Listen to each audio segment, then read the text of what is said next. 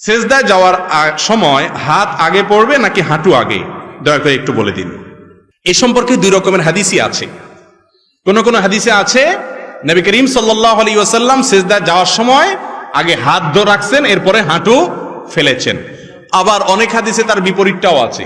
ইমামে আজম আবু হানিফা রাহিমাহুল্লাহর মাযহাব হলো, তার দৃষ্টিভঙ্গি হলো দ্বিতীয়টা, অর্থাৎ আগে হাঁটু পড়বে তারপরে হাত পড়বে।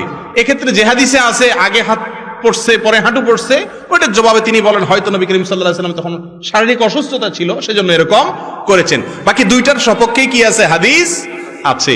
কামড়া কামড়ির পক্ষে কোনো হাদিস নাই। কথা বুঝতে পারছেন?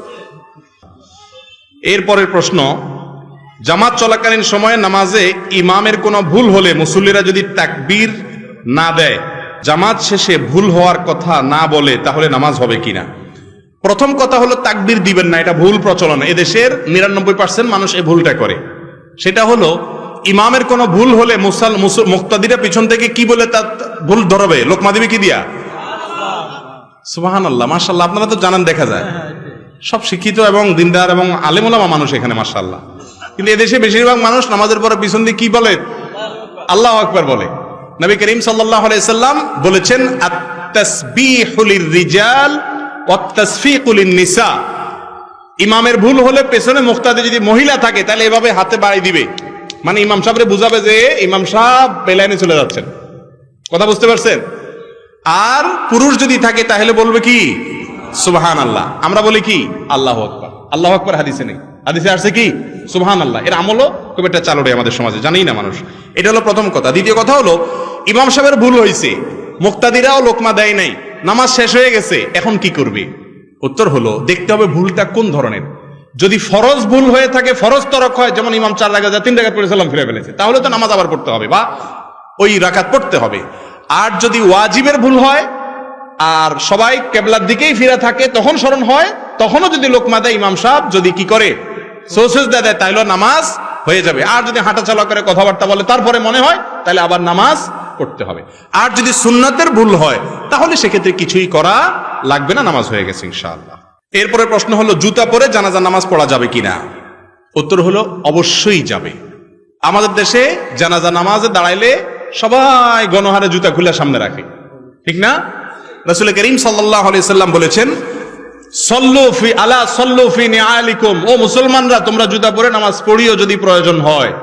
কারণ ইহুদিরা জুতা পরে নামাজ পড়ে না, জুতা খুলে নামাজ পড়াটাকে জরুরি মনে করে। তোমাদের কখনো ঠেকায় পড়ে গেলে দরকার হলে জুতা পরে নামাজ পড়তে পারো। জানাজা নামাজ তো বাহিরে পড়া সুন্নত, মসজিদে না। তো বাহিরে নামাজ হলে জুতা পরেই নামাজ পড়ার কথা।